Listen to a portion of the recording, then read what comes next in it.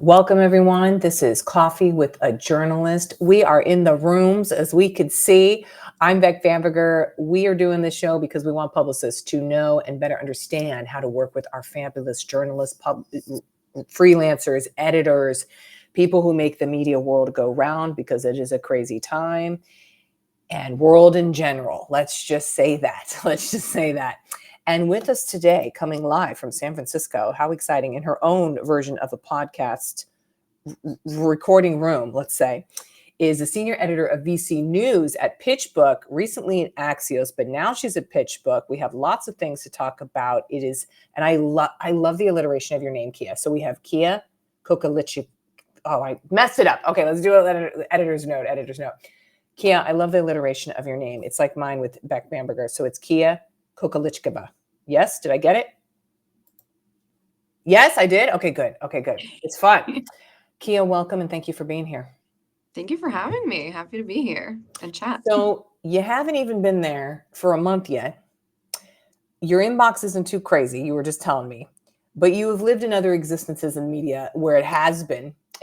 So first, before we get into all of that, tell us a bit on PitchBook's arena of focus and how that is. Well, just what's PitchBook up to these days for those who may not know? Obviously, I'm sure a lot of folks know PitchBook's wonderful database products, all the data, the insights, all of that good stuff that people in the deal making world love to access and use in their, in their daily jobs. But there's also a news team that's editorially independent, and we look at things through a deal making lens. So we're not going to cover, product updates or any of that kind of stuff. Although we do want to, just be in the know for general background information. But we're very much, our audience are people in the deal making industry. So VCs, PE investors, institutional investors, a lot of the service providers that they work with, like lawyers and accountants and all these people that help those deals happen. Corporate teams, corp dev and all that good stuff. So it's a lot of those people that are the audience. They're the customers of the data and also the audience. So we write things that will help them in their job. So that's how we think of the coverage lens. And then within that, we do have a focus on VC, on private equity. We have the US team, and then we also have folks in London who are taking care of Europe and some other regions. And our audience is global. We have over 2 million newsletter subscribers. We have a few newsletter products as well. I didn't know it was up to 2 million. Yeah. And none of the news content or newsletters are paywall, which is also a thing that people get a little bit confused about because they think of, I have to subscribe to access the data products. But news content is free for anyone to read. So there refreshing. Very good. Very good. Okay, that was a good primer on Kia, and I increasingly want us to be featuring and focusing on people that are, they're coming from maybe a data source or a platform, but then there's a whole news team and stuff, because that's how some news is evolving and still is just as important to get editorial coverage. So very important. Your inbox, you told me it's kind of dry and Spartan right now. But when you were at previous places, well, actually, okay, you just gave me that look. So are you already getting blown up with bad pitches, I hate to say? No, I'm just getting a lot of press releases right now, which is totally fine. We have a bunch of, group distribution lists, which is totally fine. We love the press releases, so we know what's happening, the action. But it's still early in my getting, direct pitches to me so far. Are you a little like on the edge of your seat, or how are you feeling? I'm so busy that I'm not really thinking you're like, about my inbox. Okay. I'm sure it'll come. Okay. Previously, when you were, let's say, at Fortune, you were at Axios, how did you even manage what I imagine was a chaotic inbox? They were chaotic inboxes for sure. I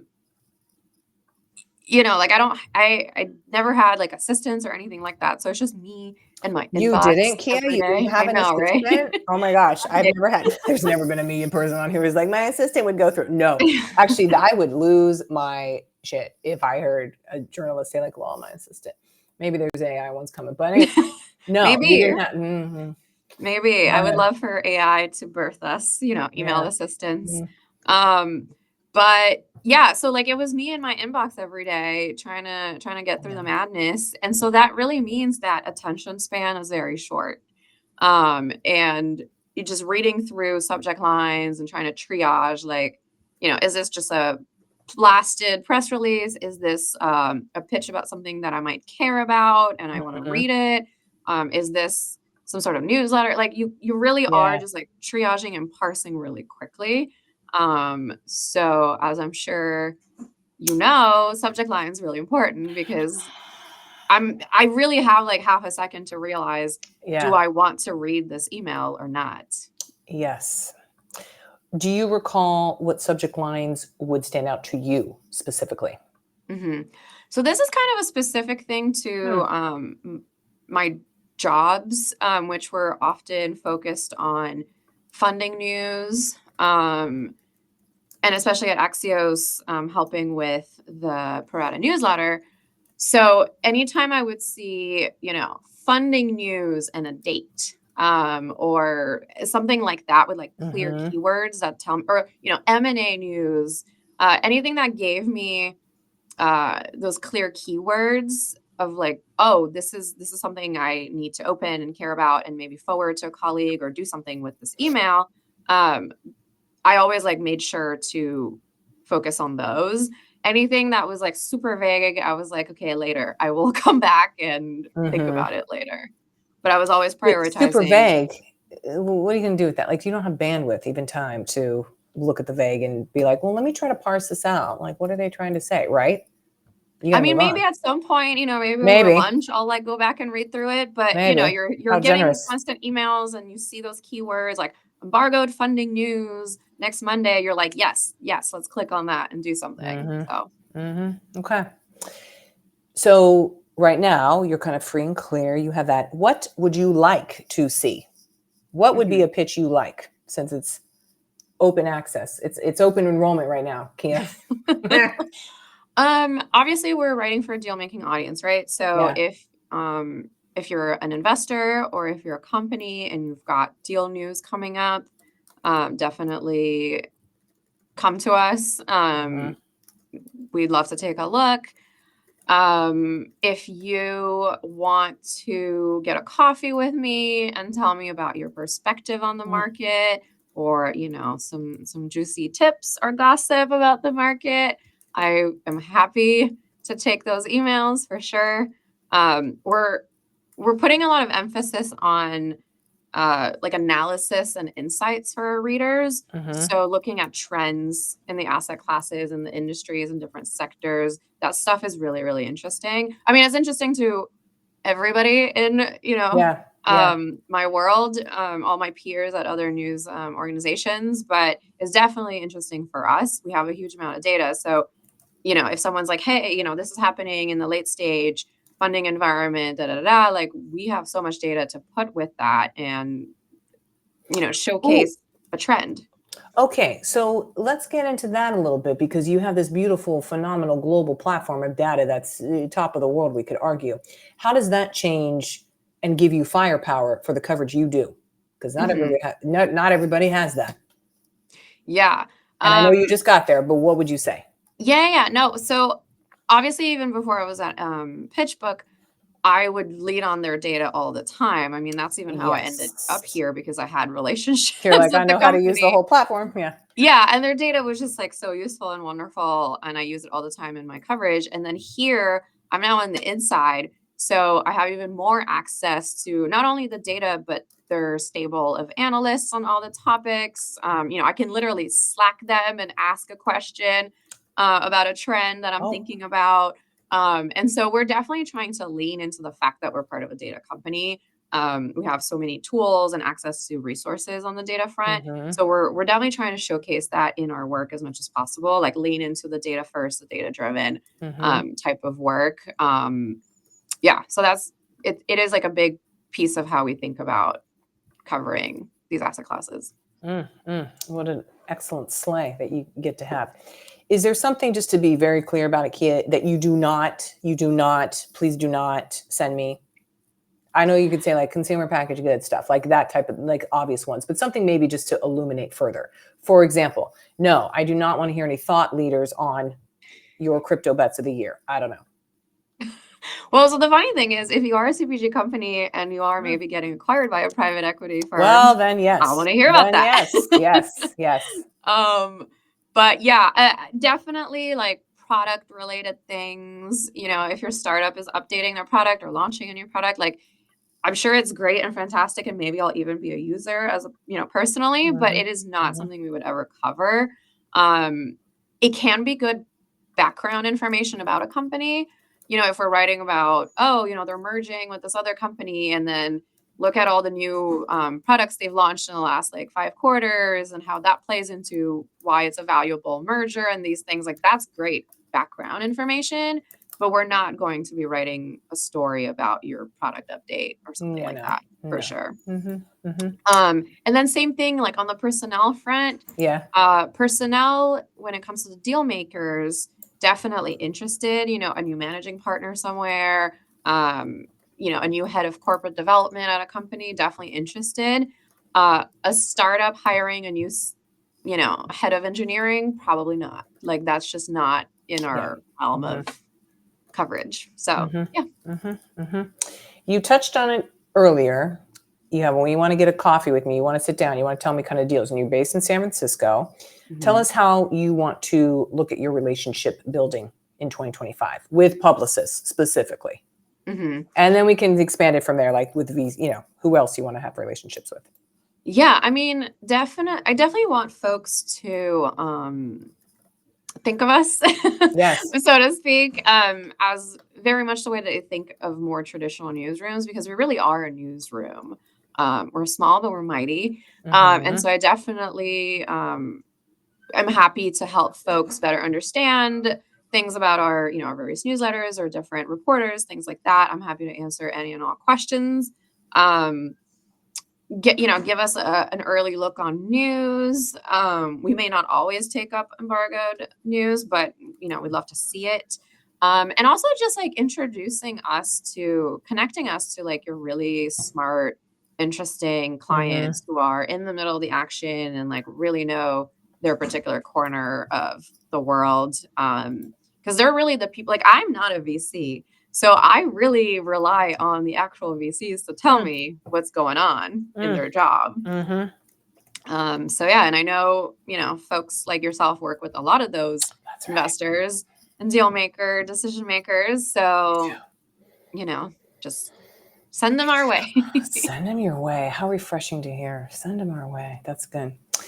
Do you, Kia, want to be invited to like, I want to go to a dinner, or I'll go to your conference, or I'll go to let me moderate that? Like, how out and about do you wish to be?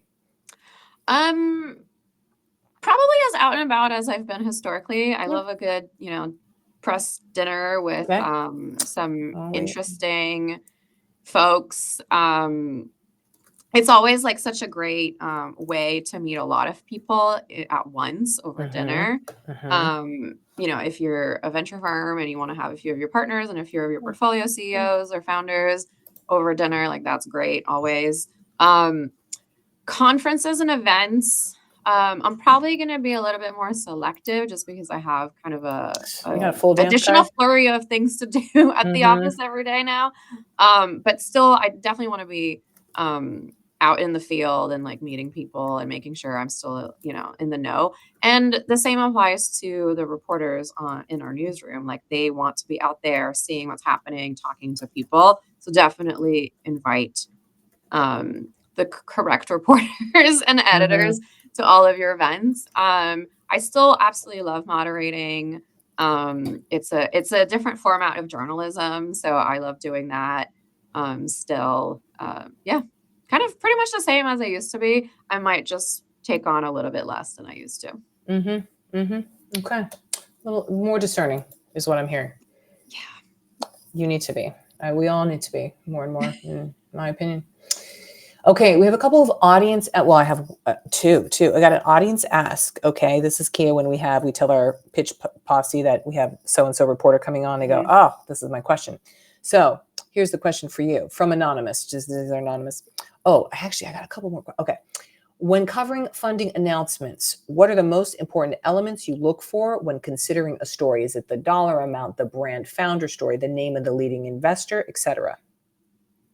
I would say it's more of an art than a science. I think here we probably wouldn't even look at something under, let's say, 10 million of a funding round size, unless there is some sort of really notable thing about the founder or the lead investor.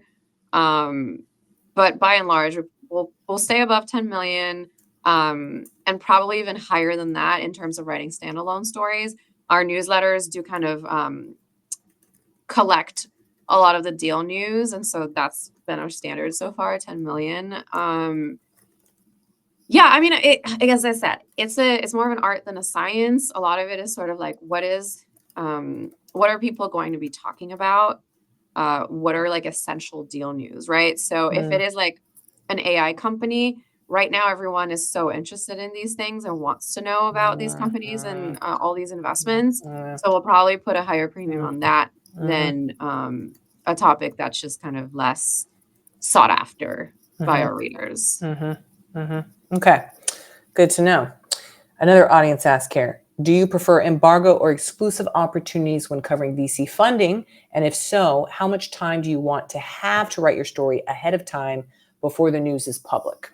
Oh, that's a good question. I mean, exclusive is always the best, Always right? the best. I think pretty much any reporter would tell you that. Exclusive is always the best. But if you guys are doing an embargo with some other outlets, do reach out, send them our way. We'll take a look. We'll figure out if it's a good fit. So don't be shy about that.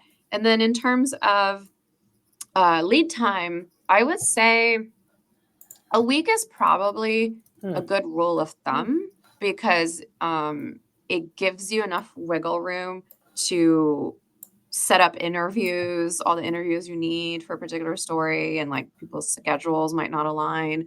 It gives the reporter time to actually write the story, work with the editor, all that stuff. So I would say reach out about a week ahead of time. That's probably like a good rule of thumb, I would say.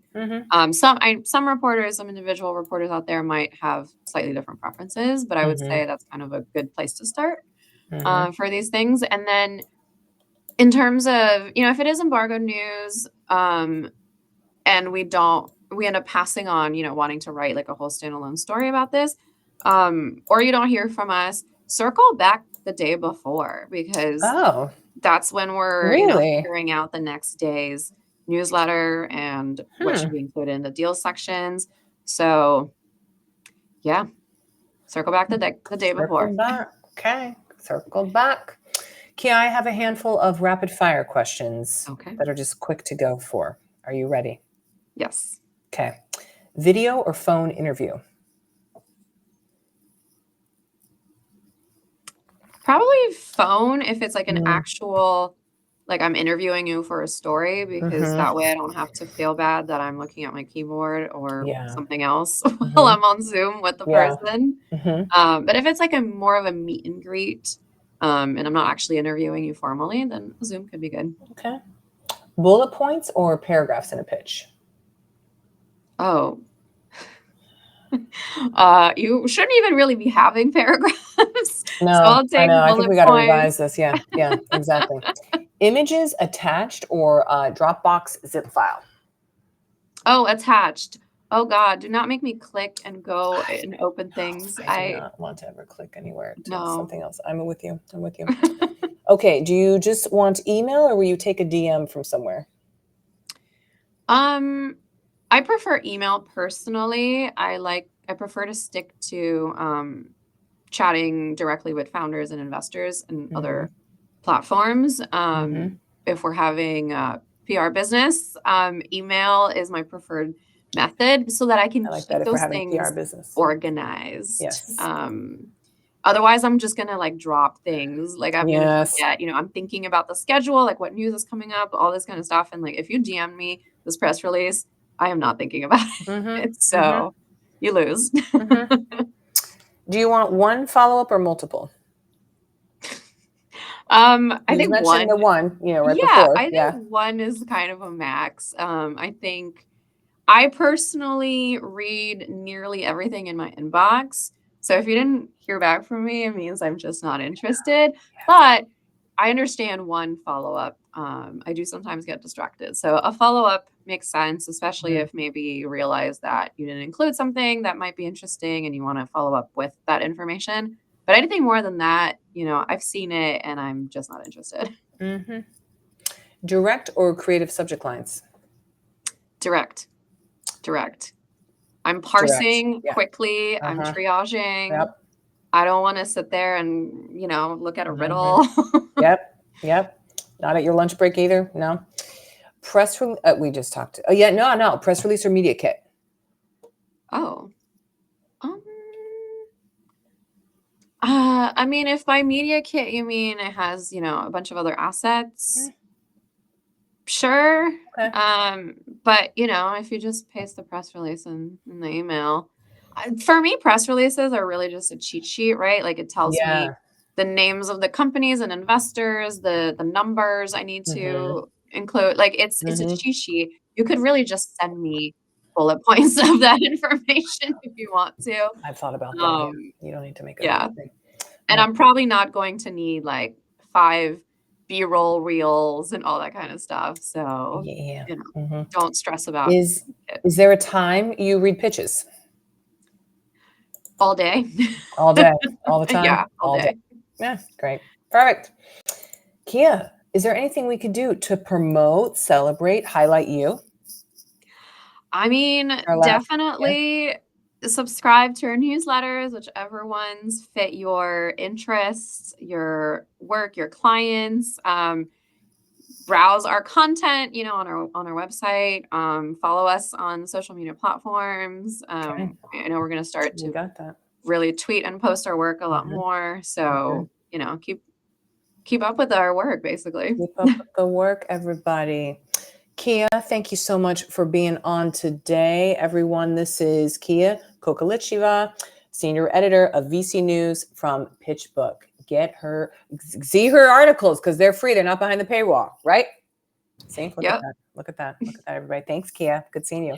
Thank you. Bye.